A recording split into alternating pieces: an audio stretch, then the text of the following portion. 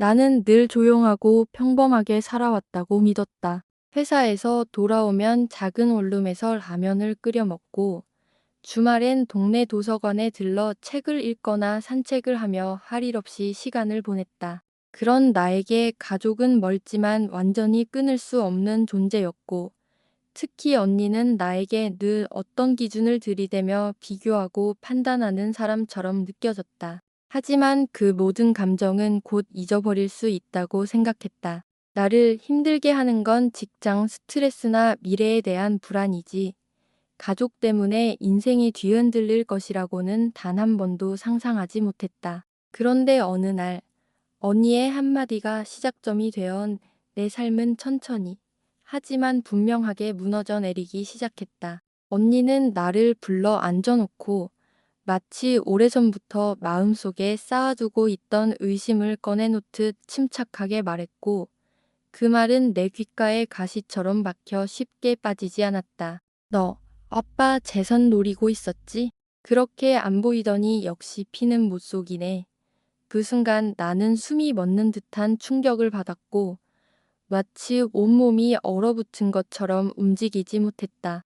나는 그런 마음을 가져본 적도 없고, 가져본다는 상상조차 하지 않았는데 왜 언니는 그런 생각을 하게 되었는지 이해할 수 없었다. 하지만 언니는 이미 내 반응을 들을 생각조차 없는 듯 보였고, 마치 확고한 증거라도 있는 사람처럼 자신감에 찬 얼굴이었다. 언니의 눈빛은 차갑고 단단했으며 오랫동안 쌓아온 감정이 폭발하기 직전의 사람 같았다.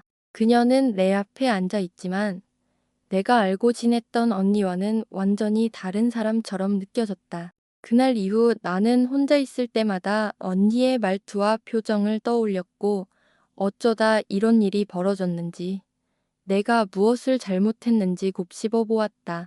그러나 아무리 되짚어도 아는 언니에게 오해받을 행동을 한 적이 없었다. 더욱 이상한 건 우리 가족 중 누구도 이 상황에 대해 입을 열지 않았다는 점이었다.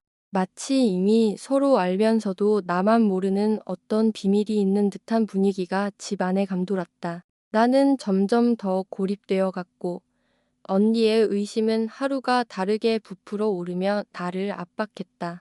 처음에는 얘기하면 풀릴 거라 믿었지만 언니는 나를 피하거나 냉대하기 시작했고, 어느 순간부터는 나를 향해 대놓고 경멸하는 눈빛을 보내기까지 했다. 나는 그 시선에서 벗어나기 위해 도망치듯 집을 나왔지만 마음은 쉽게 가라앉지 않았다. 그런데 이 모든 상황이 절정으로 치달을 때 평소 말수가 적고 감정을 드러내지 않던 아빠가 갑자기 나를 부르며 뜻밖의 진실을 내 앞에 꺼내놓았다. 아빠가 소유한 건물 3채, 그리고 1,000억 원에 이르는 재산, 그리고 그 재산을 통해 아빠가 선택한 단 한 사람, 바로 나였다.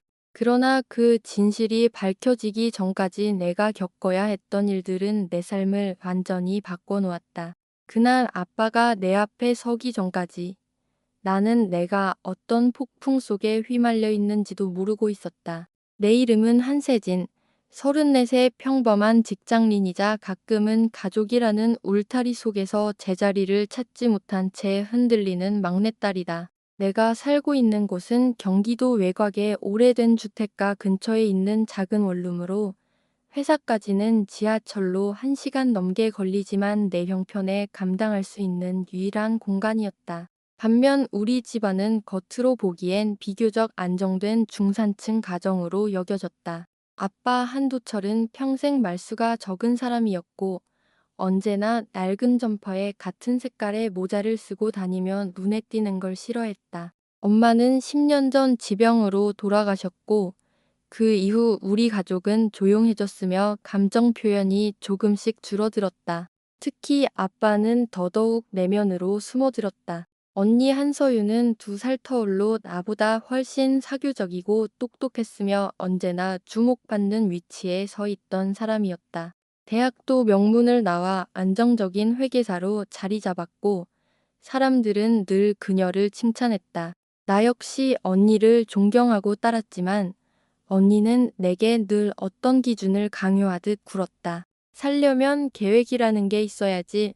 너는 왜 그렇게 느슨해? 그런 말들을 들을 때면 마치 내가 늘 부족한 존재처럼 느껴졌다. 우리 집은 겉보기엔 갈등이 없어 보이지만 어딘가 묘하게 균열이 존재했다.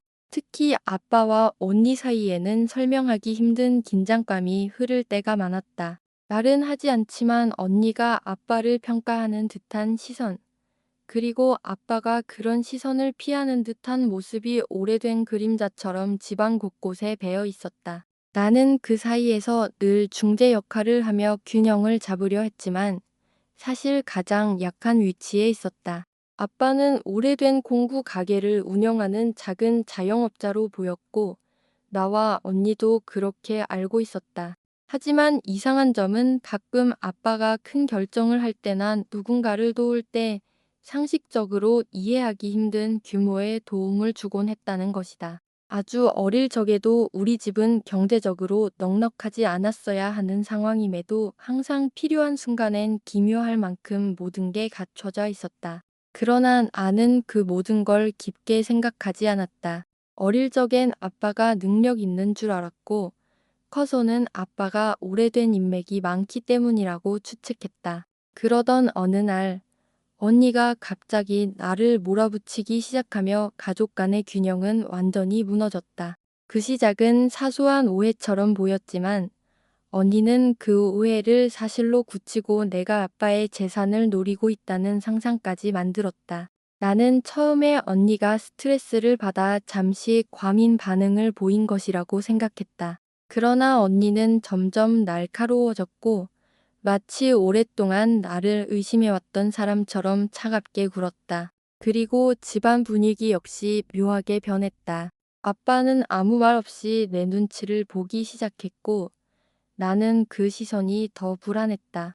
우리 집은 오래된 2층 양옥집으로 엄마 생전에는 따뜻함이 가득했지만 이제는 서로의 마음을 숨기는 침묵만이 남아 있었다. 아빠의 방은 늘 잠겨 있었고 언니는 바쁜 일정을 핑계로 집에 잘 들어오지 않았으며 나는 업무 때문에 자취를 시작한 뒤로 집에 발을 들이는 일이 점점 줄어들었다. 하지만 그 침묵 아래에는 무언가 오래전부터 쌓여온 가족의 균열이 잔듯이 깔려 있었다.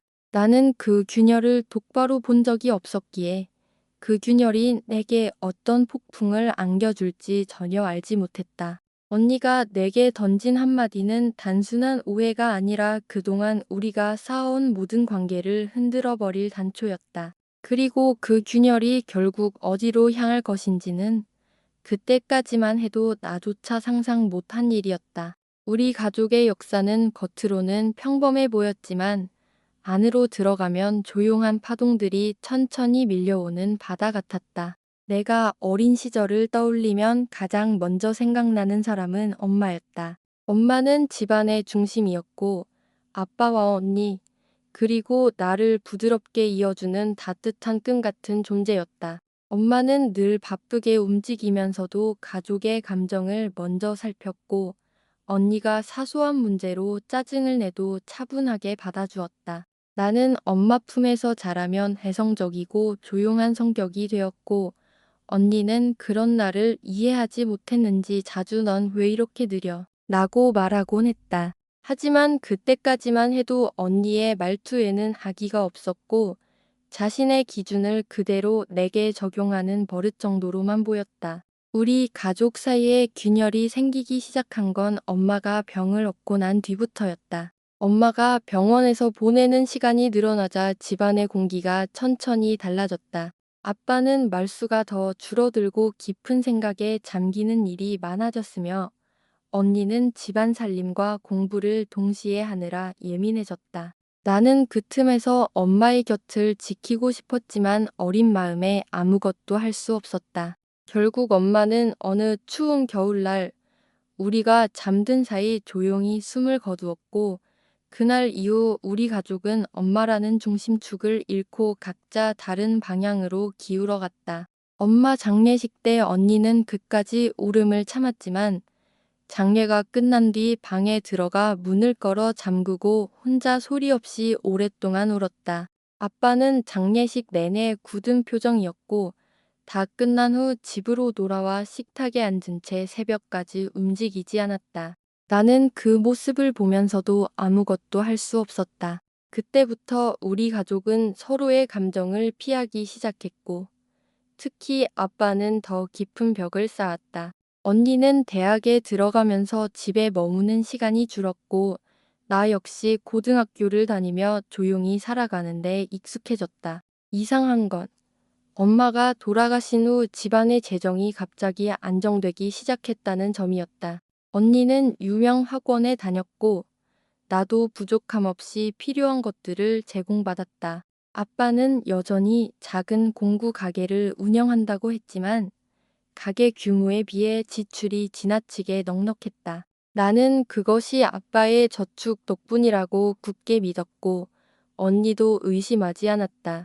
하지만 아빠가 가끔 어떤 사람들과 통화할 때 혹은 정장을 입고 외출할 때 나는 설명할 수 없는 위화감을 느꼈다. 그때마다 언니는 아빠도 친구들이 있겠지 뭐라며 대수롭지 않게 넘겼다. 대학에 들어간 나는 점점 집에서 멀어졌지만 집을 떠나도 가족을 향한 애틋함은 여전했다. 언니는 회계사 시험을 준비하느라 정신없었고 아빠는 늘 그렇듯 묵묵히 일터로 향했다. 그러던 어느 날 언니가 시험에 떨어진 뒤 집으로 돌아와 아빠에게 짜증 섞인 목소리로 말했다. 아빠는 왜 나한테 아무 말도 안 해? 응원도 안 하고 그냥 가게 가는 것밖에 안 하잖아. 오빠는 아무 말 없이 언니 옆에 물 한 잔을 놓고 방으로 들어갔다. 그 모습을 지켜보면 아는 우리 가족이 서로 사랑하지만 표현하지 못하는 방식 때문에 점점 멀어지고 있다는 사실을 느꼈다. 언니는 점점 더 성취 중심적인 사람이 되어갔고, 아빠는 속내를 드러내지 않는 고요한 벽이 되어갔다. 나는 그 두 사람 사이에서 균형을 잡기 위해 노력했지만, 내 존재는 항상 부드러운 중간자에 불과했다. 시간이 지나 언니는 결국 합격했고 회계사로 일하며 점점 더 강한 성격이 되었다. 반면 나는 평범한 회사에서 소소한 일상에 만족하며 살았다. 언니는 내게 늘 말했다. 넌 왜 앰비션이 없어? 평생 이렇게 살 거야. 그런 말을 들을 때면 마음 한구석이 서늘하게 식었지만 나는 항상 웃으며 넘겼다. 그래도 가족이니까 언니도 나름대로 걱정해서 하는 말이라고 믿었다. 문제는 그 믿음이 작은 금처럼 금이 가기 시작한 순간이었다. 엄마가 없는 집은 시간이 지날수록 각자의 방식으로 딱딱해졌고 아빠가 숨겨온 비밀은 회오리처럼 커져 있었다. 언니는 자신이 가족의 중심이 되어야 한다는 압박을 스스로에게 부여했고 아빠는 그 압박이 커질수록 더 말을 아끼며 속내를 닫았다. 나는 두 사람 사이에서 아무것도 모른 채 조용히 살아가며 관계의 결을 읽는 데 익숙해졌지만 그 결은 어느 순간부터 삐걱거리기 시작했다. 우리는 서로 사랑했지만 서로를 완전히 이해하지 못했고 서로를 위해 희생한다고 믿었지만 그 희생이 때로는 상처가 되기도 했다. 그리고 그 상처들은 어느 날 언니의 의심이라는 형태로 폭발했다. 언니가 나를 향해 아빠 재산을 노리고 있다고 말했을 때 나는 단순한 오해라고 넘기려 했지만 그 말은 단순한 감정의 분출이 아니라 오랫동안 쌓여온 가족의 균열에서 비롯된 결과였다. 언니는 아빠가 자신을 신뢰하지 않는다고 느꼈고 나는 언니에게 늘 부족한 존재라고 느꼈으며 아빠는 두 딸 사이에서 무언가를 숨기고 있었다. 그 숨겨진 무언가가 바로 아빠가 평생 보여주지 않았던 또 다른 얼굴, 그리고 감춰온 엄청난 재산이었다. 하지만 그 사실을 알기 전까지 나는 우리가 단지 조금 서툰 가족이라고만 생각했다. 그 서투름이 결국 어떤 폭풍을 불러올지 모른 채 말이다. 모든 일의 시작은 정말 사소했다. 아니, 적어도 나는 그렇게 생각했다. 그날은 주말이었고 언니가 오랜만에 집에 들르는 날이었다. 아빠는 평소처럼 말없이 부엌에서 물을 끓이고 있었고 나는 오랜만에 가족이 함께 있는 시간이니까 분위기가 조금은 부드러워지길 바라는 마음으로 간단한 점심을 준비하고 있었다. 그런데 언니가 현관문을 열고 들어오는 순간부터 공기는 묘하게 긴장되어 있었다. 언니는 인사도 대충 하고 바로 아빠 방 쪽으로 시선을 돌렸다. 아빠 요즘도 저 방 잠가놓고 뭐 하는 거야? 언니의 목소리는 이미 날카로웠고 나는 순간 불안해졌다. 아빠는 언제나처럼 대답하지 않았다. 그 침묵이 언니를 더 자극했다. 말 좀 해봐. 무슨 일 있는 거면 가족한테 말을 해야지. 나는 언니를 진정시키려 다가갔지만 언니는 내 쪽을 돌아보며 갑자기 표정을 굳혔다. 너도 뭔가 알고 있는 거야. 나는 깜짝 놀라 고개를 저었다. 무슨 말이야? 나도 아빠가 왜 그러는지 몰라.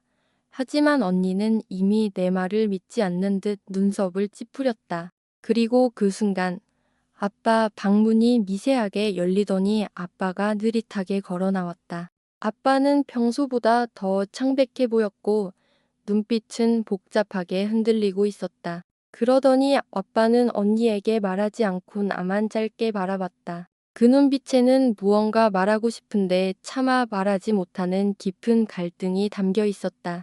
그 한순간의 눈빛을 언니도 놓치지 않았다. 봐.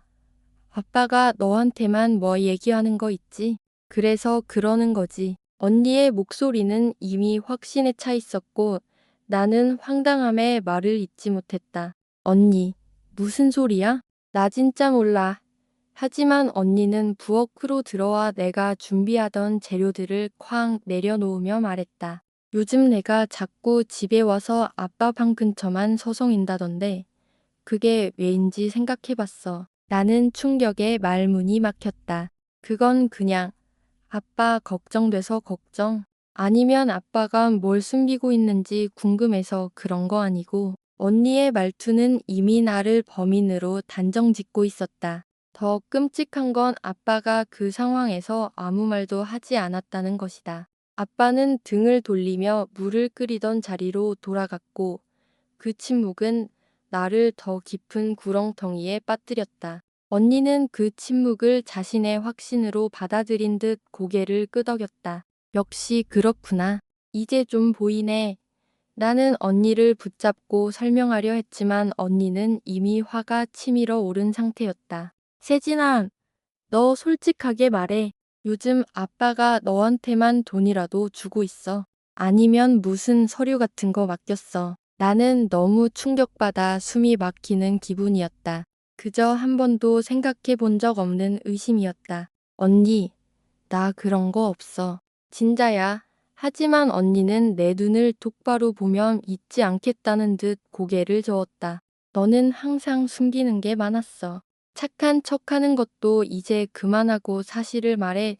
그때 나는 깨달았다. 언니가 나를 의심하기 시작한 건 단지 오늘 하루의 일이 아니라는 것을. 언니는 이미 내 행동 하나하나를 곡해해왔고 아빠의 사소한 침묵도 이상하게 해석해왔으며 결국 그 모든 조각들을 억지로 이어붙여 내가 아빠의 재산을 노리고 있다는 결론에 도달한 것이었다.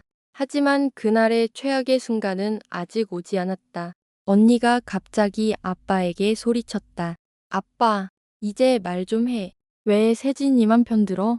도대체 뭐 숨기고 있는 거야? 아빠는 그제야 천천히 고개를 들었고 낮게 그러나 분명하게 한마디를 남겼다. 지금은 말할 때가 아니다. 그 한마디는 언니를 완전히 폭발하게 만들었다. 그리고 나 역시 그 말에 가슴이 서늘하게 식었다. 말할 때가 아니라면 언젠가 말해야 할 이야기라는 뜻인가? 그리고 그 말은 도대체 무엇인가?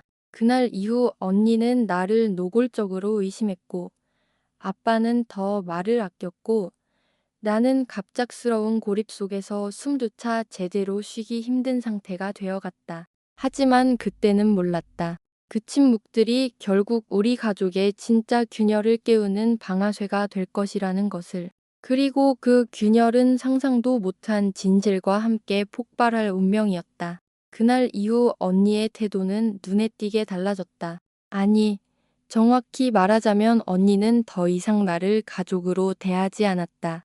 회사에서 퇴근해 집에 들르면 언니는 마치 날 감시하듯 눈동자를 좁히면 해가 어디를 보고 어디에 손을 대는지까지 살폈다. 아빠는 여전히 침묵했지만 그 침묵은 더 이상 평소의 조용함이 아니었다. 오히려 무언가를 지키려고 몸을 잔뜩 웅크린 사람처럼 작은 움직임조차 조심스러웠다. 언니는 아빠의 그런 모습까지 자신을 향한 불신으로 해석했고 그 불신을 내가 부추긴다고 믿었다. 그렇게 우리는 세 사람 모두 서로를 향해 얼어붙은 거리를 두기 시작했다. 하지만 그 거리감은 곧 폭발 직전의 긴장감으로 바뀌어 갔다.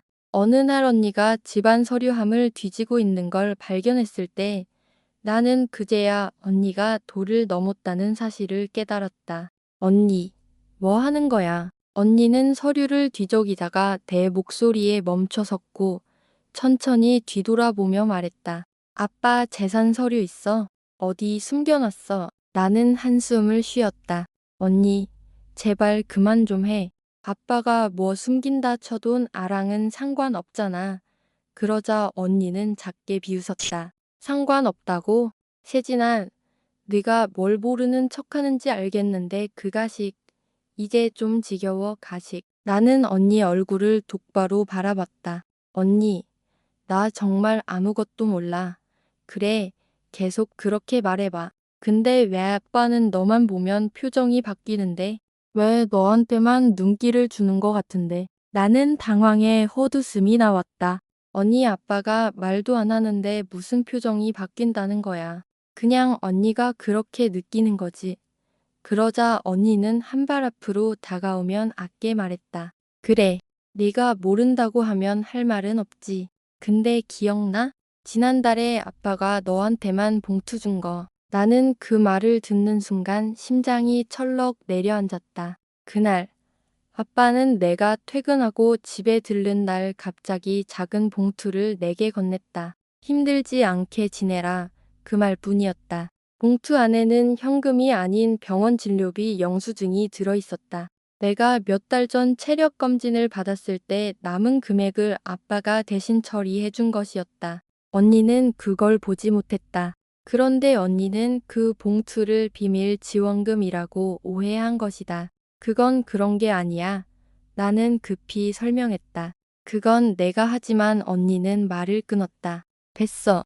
너한테 설명 듣고 싶지 않아. 요즘 아빠 방에 자주 들락거리던데.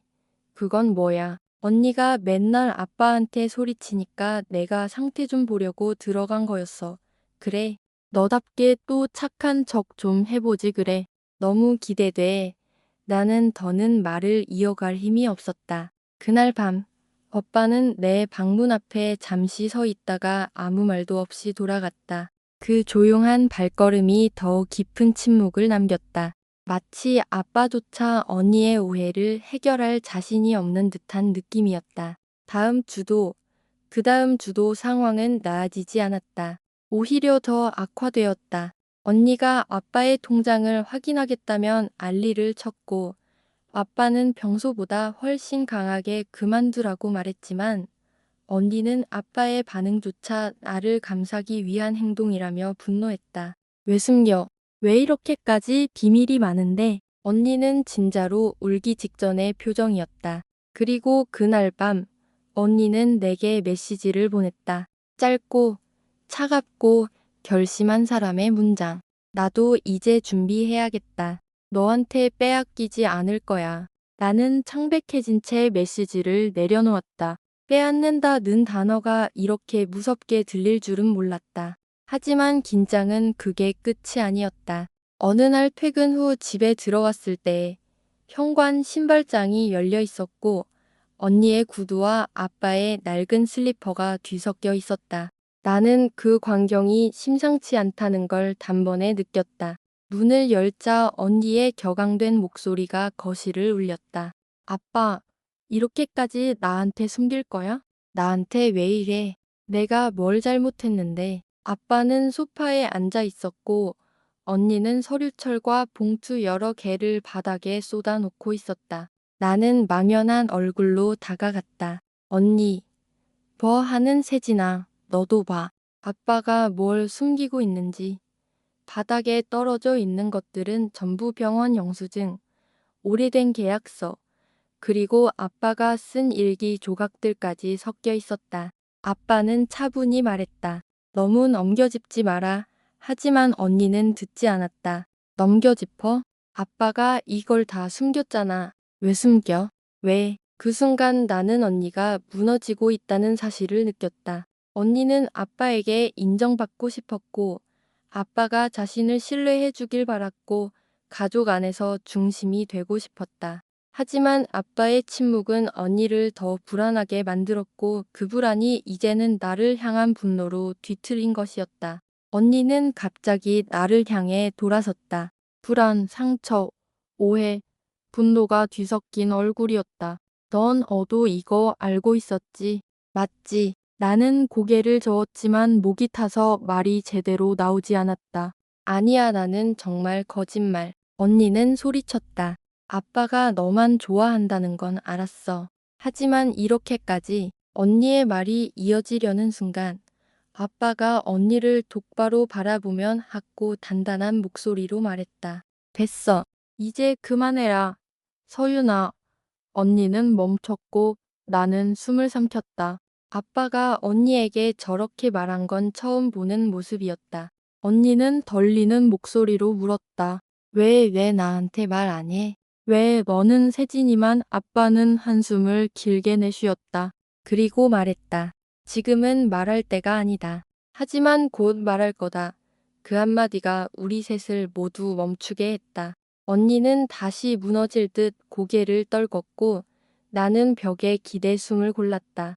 아빠의 말에는 어떤 결심이 담겨 있었다. 마치 오랫동안 숨겨온 비밀을 밝힐 준비를 하고 있는 사람처럼. 그날 이후 언니는 나를 바라보는 시선이 더 변해버렸다. 의심이 두려움이 되었다가 두려움이 다시 불안으로 변하고 다시 분노로 치환되는 과정이 고스란히 느껴졌다. 언니는 아빠가 나에게 무언가를 넘길 것이라고 확신했고 그 확신은 어느 순간부터 빼앗기지 않겠다는 공격성으로 변했다. 나는 회사에서도 집중할 수 없었고 자취방으로 돌아와도 안정되지 않았다. 전화기가 울리면 혹시 언니가 또 무슨 오해를 하고 있는 건 아닐까? 아빠에게 무슨 일이 생긴 건 아닐까 두려웠다. 그리고 그 두려움은 결국 현실이 되었다. 어느 저녁, 언니가 나를 집으로 불렀다. 그리고 말했다. 내가 오늘 아빠 방에서 어떤 걸 봤어. 언니의 표정은 분노와 충격이 뒤섞여 있었다. 너도 와서 확인해. 내가 모른다고 말하는 게 진짜인지 아니면 내가 정말 우리 가족을 속여온 건지. 나는 언니의 초대가 단순한 대화가 아니라 어떤 결전의 장 같은 느낌을 받았다.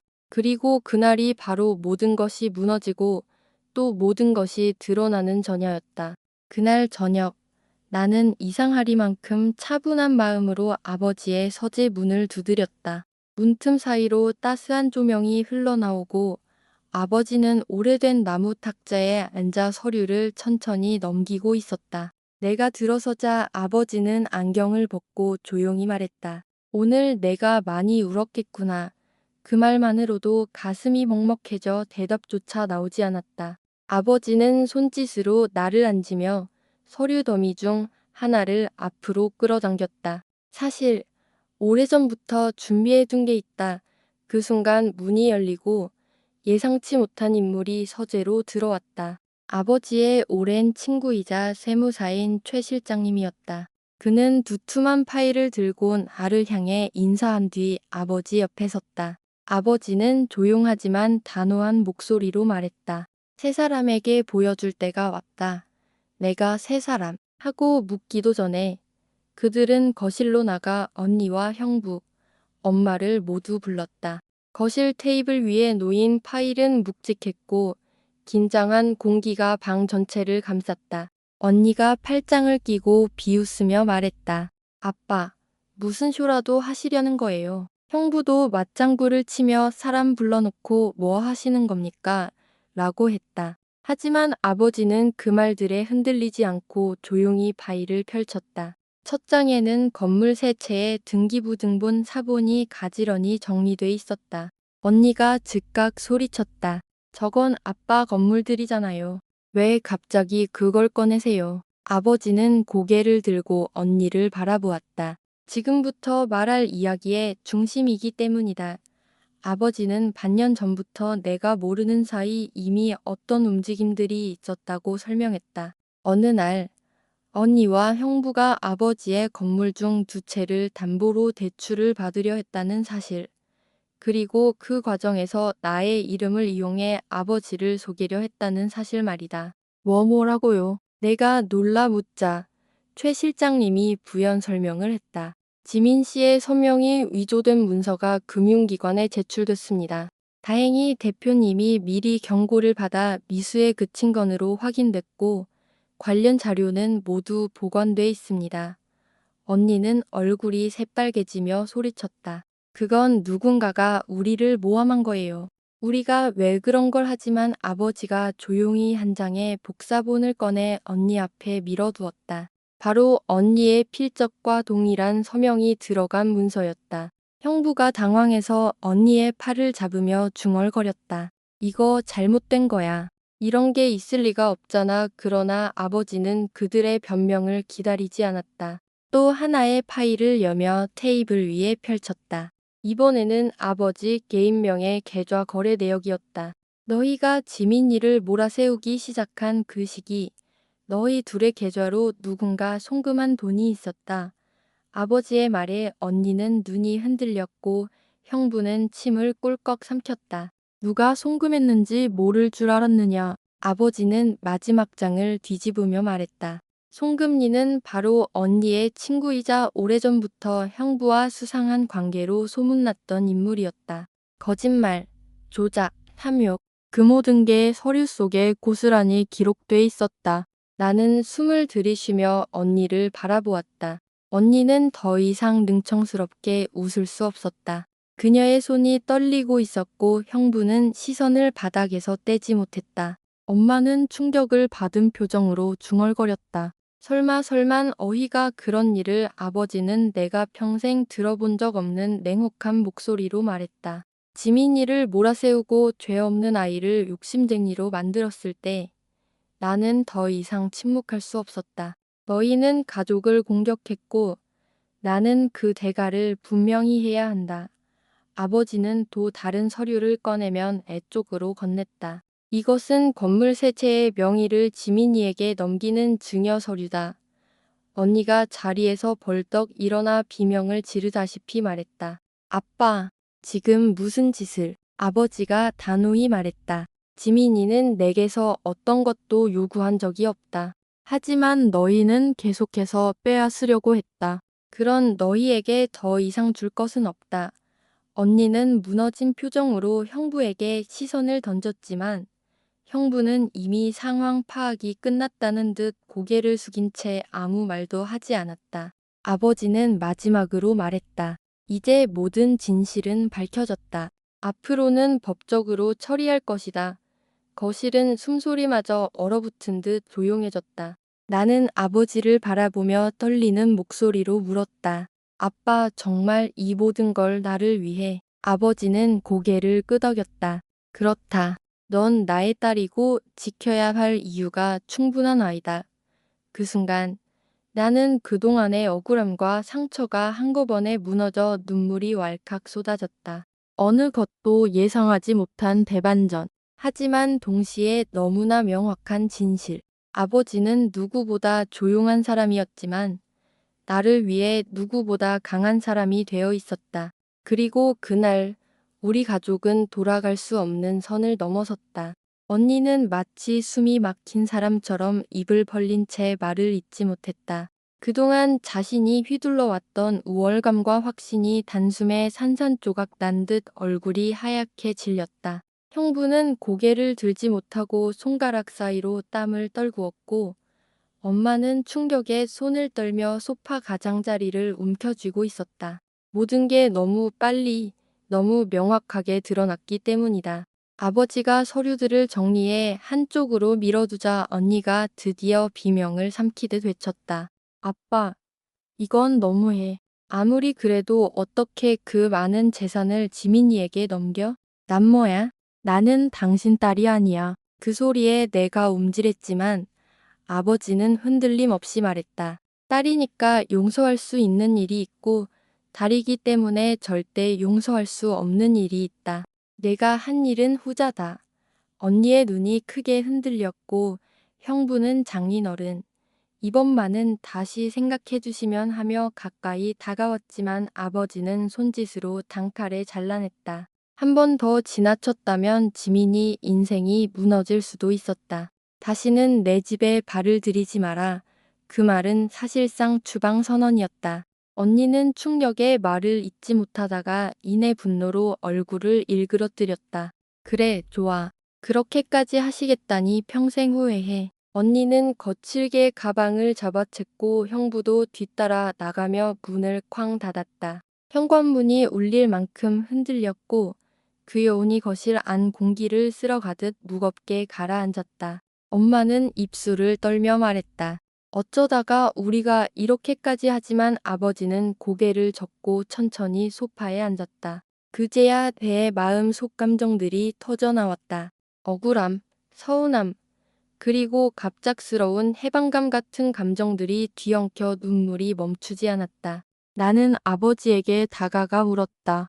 아빠 정말 괜찮아요? 이렇게까지 해야 했던 거예요. 아버지는 내 손을 잡으며 조용히 말했다. 지민아, 가족을 잃을지언정 너를 잃을 순 없었다. 그 말이 내 가슴을 깊이 찔렀다. 그동안 나는 늘 언니와 엄마에게 묻히는 존재였고 아버지의 침묵은 무관심이라고 생각했었다. 그런데 결국 모든 걸 지켜보고 있었고 그 침묵은 준비된 방패였다는 사실을 이제야 깨달은 것이다. 하지만 진실이 드러났다고 해서 바로 모든 것이 해결되는 건 아니었다. 그날 밤 늦게 형부의 가족에게서 항의 전화가 왔고 언니는 친구들에게 상황을 과장해 떠벌린 듯 여기저기서 소문이 퍼졌다. 지민이가 아빠를 꼬드겨 재산을 다 가져갔다더라. 언니 재산을 빼앗으려고 계략을 짰다더라. 익숙한 패턴이었다. 진실보다 자극적인 거짓이 더 빨리 퍼져나갔다. 나는 지쳐갔고 엄마는 마음이 갈라진 듯 혼란스러워했다. 하지만 그 모든 상황 속에서도 아버지는 한 걸음도 물러나지 않았다. 다음 날 아침, 아버지는 변호사와 통화를 마치고 간단히 말했다. 법적 조치는 내 책임이니 걱정하지 마라. 그의 단호한 분위기 덕분에 나는 처음으로 두려움보다 든든함을 느꼈다. 하지만 가족이라는 울타리가 갈라지는 순간을 직접 목격한 여파는 쉽게 가라앉지 않았다. 엄마는 한동안 말을 잃은 채 멍하니 창밖을 보았고 나 역시 마음이 복잡해 밤새 잠을 설치곤 했다. 그럼에도 불구하고 분명한 변화가 있었다. 더 이상 나는 숨지 않아도 됐다. 누군가의 조작에 대항해 변명하거나 해명할 필요도 없었다. 아버지와 나 둘만이라도 진실을 알고 있었고 이제는 서류와 증거로 모든 것이 명확해졌기 때문이다. 그러나 로 언니와 형부는 완전히 고립되었고 스스로 저지른 행동의 대가를 마주하게 됐다. 아버지는 이미 건물 명예 이전을 위한 절차를 진행했고 나는 그 사실만으로도 앞으로의 삶이 완전히 달라질 것임을 실감했다. 분노와 배신, 충격과 눈물이 뒤섞인 밤이 지나고 우리는 각자의 방식으로 감정의 잔해를 치우고 있었다. 하지만 아직 끝난 것은 아니었다. 이제 남은 것은 내 마음속 결정, 그리고 이 모든 사건이 남긴 상처를 어떻게 봉합할 것인지였다. 그리고 그 선택의 순간은 조용히 하지만 확실하게 다가오고 있었다. 아침 햇살이 부엌 창문으로 스며드는 순간 나는 마치 다른 세상에 서 있는 듯한 기분을 느꼈다. 하루아침에 건물 새 채의 소유자가 되었다는 사실은 현실감이 없었지만 동시에 무거운 책임감처럼 나를 감싸고 있었다. 아버지는 이미 출근 준비를 마친 채 테이블에서 커피를 마시고 있었다. 나는 조용히 그의 맞은편에 앉았다. 잠시 침묵이 흐른 뒤 아버지는 내 표정을 읽기라도 한 듯 말했다. 부담된다면 말해도 된다. 내가 원하지 않는 방식으로 삶이 흘러가도록 하진 않을 거야. 그 말에 나는 깊은 숨을 들이쉬었다. 솔직히 말해 마음이 복잡했다. 언니가 잘못한 건 명백했다. 그들이 저지른 짓은 가족이라는 이름으로 용서할 수 있는 수준을 넘어섰다. 하지만 그럼에도 불구하고 피 한 방울 섞인 언니였다. 완전히 등을 돌리는 것이 옳은 걸까?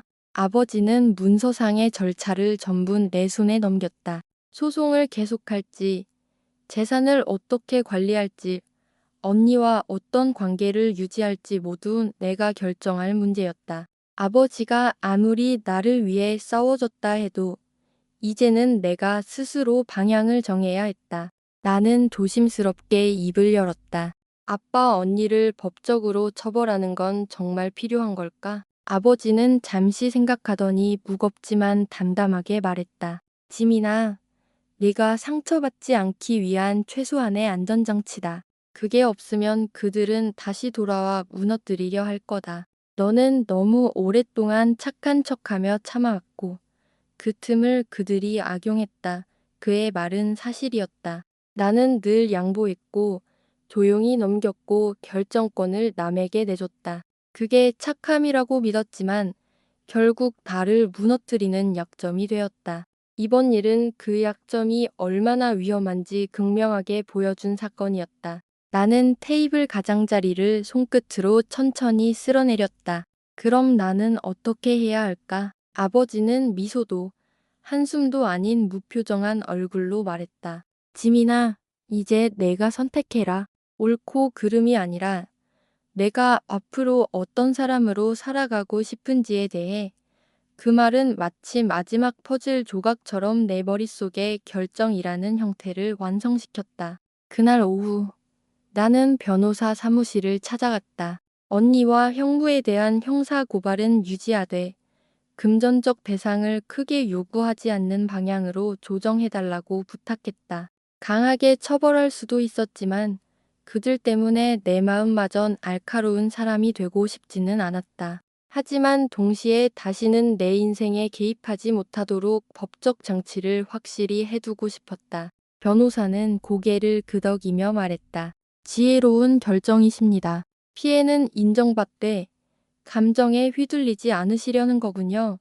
나는 작은 미소를 지었다. 그 말은 내가 내린 결정이 옳다고 스스로에게 확인시켜주는 듯했다. 집으로 돌아오는 길, 공기마저 다르게 느껴졌다. 내 발걸음이 처음으로 내 길을 걷고 있다는 느낌이 들었다. 그리고 집 앞에 도착했을 때 엄마가 밖에서 나를 기다리고 있었다. 엄마의 얼굴은 어딘가 지쳐 있었지만 동시에 그동안 보지 못했던 진심이 담겨 있었다. 지민아, 내가 정말 미안하다. 평생 듣고 싶었지만 단 한 번도 듣지 못했던 말이었다. 나는 그 말을 들었을 뿐인데 숨이 턱 막혀 눈물이 고였다. 엄마는 계속 말했다. 언니 말만 믿고 너를 무시하고 내 편을 단 한 번도 들어주지 못해서 정말 엄마 잘못이야.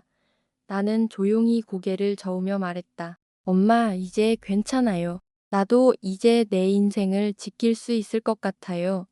엄마는 흐느끼면 알을 안았고 나는 그 품이 낯설면서도 따뜻했다. 모든 상처가 사라진 건 아니지만 적어도 우리는 서로에게 귀 기울이는 가족으로 돌아가기 시작했다. 그날 밤 아버지는 저녁 식사 중 조용히 나를 바라보며 말했다. 지민아, 오늘 너의 선택, 나는 참 잘했다고 생각한다. 나는 고개를 들고 아버지의 눈을 똑바로 바라보았다. 어쩌면 내 인생에서 처음으로 누군가가 아닌 나 자신으로서 선택을 내린 날이었다. 그리고 그 선택은 가족의 관계와 내 삶, 그리고 내가 앞으로 어떤 어른이 될지까지 결정짓는 중요한 순간이었다. 나는 조용히 대답했다. 앞으로는 더 이상 누구에게도 끌려가지 않을 거예요. 나도 내 삶을 지킬 거예요. 아버지는 미소를 지었다. 그 미소는 그동안 나를 향해 보여준 것 중 가장 따뜻한, 그리고 가장 자랑스러운 표정이었다. 그리고 나는 마음속 깊이 느꼈다. 이제 나는 과거의 내가 아니라는 것을, 상처받기만 하던 아이가 아니라 내 선택으로 내 삶을 이끌어가는 사람이 되었다는 것을. 시간이 흐르면서 우리 가족의 풍경은 완전히 다른 모습으로 자리 잡기 시작했다. 언니와 형부는 법적 절차를 거치며 자연스럽게 우리 삶에서 멀어져 갔고, 아버지는 이전보다 훨씬 편안한 마음으로 일상을 보냈다. 엄마는 오랜 시간 억눌러온 감정을 천천히 정리하며 나와의 관계를 새롭게 만들어 가려 노력했다. 그리고 나는 그 모든 변화의 중심에서 조용히 새로운 삶을 준비하고 있었다. 아버지가 넘겨준 건물 세 채는 단순한 재산이 아니었다. 그것은 내가 더 이상 누구에게도 흔들리지 않고 스스로 서 있을 수 있도록 만들어주는 든든한 기반이자 아버지가 보내준 진심 그대로의 신뢰였다. 처음에는 모든 것이 부담스러웠지만 시간이 지나면선 나는 하나하나 배워갔다. 건물 관리, 세금, 계약, 사람들과의 관계까지. 그 과정은 쉽지 않았지만 매번 선택을 직접 내리며 책임지는 삶을 살아간다는 것이 어떤 의미인지 점점 더 깊이 이해하게 되었다. 어느 날 아버지와 산책을 하던 중 아버지는 갑자기 발걸음을 멈추고 나를 바라보았다. 지민아, 요즘 너는 예전과 정말 다른 사람이 된 것 같다. 나는 조용히 웃으며 대답했다. 이제야 제 인생을 사는 것 같아요. 아빠, 아버지는 고개를 끄덕이며 말했다. 그게 얼마나 어려운 일인지 안다. 하지만 너는 해냈다. 그 말은 단순한 칭찬이 아니었다. 그동안 내가 겪어온 모든 아픔과 선택, 결심을 하나하나 인정해주는 말이었다. 나는 마음 깊은 곳에서 잔잔한 울림을 느꼈다. 언니와 형부의 배신은 분명 큰 상처였다. 가족에게서 그런 일을 겪는다는 것은 결코 쉽게 잊히지 않는다. 하지만 그 사건이 있었기에 나는 진짜 나를 만나게 되었고, 스스로의 목소리를 지키는 법을 배울 수 있었다. 그리고 무엇보다도 아버지의 사랑과 믿음이 어떤 형태로 존재하는지를 처음으로 제대로 이해하게 되었다. 그는 말보다 행동으로, 그리고 아무도 예상하지 못한 방식으로 나를 지켜줬다. 그런 사람이 가족이라는 사실만으로도 나는 충분히 축복받은 삶을 살고 있는 것이었다. 엄마 또한 천천히 변화했다. 어느 늦은 저녁, 엄마는 조심스레 내 방문을 두드리고 들어와 말했다. 지민아, 이제라도 내 마음을 제대로 보려고 해. 오래 걸렸지만 다시는 너를 혼자 두지 않을게. 나는 그 말이 진심이라는 걸 알 수 있었다. 엄마도 피해자였다. 언니의 말과 모습 뒤에 가려 오래도록 속아왔고, 나를 보는 시야도 흐려져 있었던 것이다. 이제야 우리는 서로를 다시 알아가기 시작했다. 그리고 나는 더 이상 과거에 머물지 않기로 결심했다. 언니에 대한 미움도 억울함도 어른들이 만들어 놓은 수많은 왜곡도 모두 내려놓기로 했다. 완전히 용서하지는 못하더라도 그 감정에 묶여 내 시간을 낭비하고 싶지 않았다. 진실은 이미 밝혀졌고 인생은 앞으로 계속 이어질 것이니까. 그날 밤 홀로 방 안에 앉아 조용히 창밖을 바라보면 하는 마음속으로 이렇게 중얼거렸다. 나는 이제 나를 책임질 수 있는 사람이다. 그 말은 나 자신에게 보내는 선언이자 약속이었다. 앞으로 무엇을 선택하든, 누구와 만나든, 어떤 길을 걷든 나는 더 이상 흔들리지 않을 것이다. 누가 대신 울어주지도, 대신 싸워주지도 않는다는 걸 알게 되었고, 그럼에도 스스로를 지킬 수 있다는 확신이 생겼기 때문이다. 인생은 때때로 가장 가까운 사람에게서 가장 깊은 상처를 받게 한다. 하지만 그 상처는 우리를 더 강하게 만들고 더 깊게 생각하게 하며 결국 더 단단한 어른으로 성장시키는 힘이 된다. 나는 아버지가 지켜준 그날 이후로 깨달았다. 진짜 가족은 피로만 이어지는 것이 아니라 결국 서로를 지키려는 마음으로 완성된다는 것을. 그리고 진짜 어른은 남을 위해 사는 사람이 아니라 나를 잃지 않기 위해 싸울 줄 아는 사람이라는 것을. 그래서 나는 오늘도 조용히 그러나 단단한 마음으로 내 삶의 다음 페이지를 써 내려간다. 과거의 그림자는 뒤에 두고 진실과 용기, 그리고 스스로에 대한 믿음을 앞세우며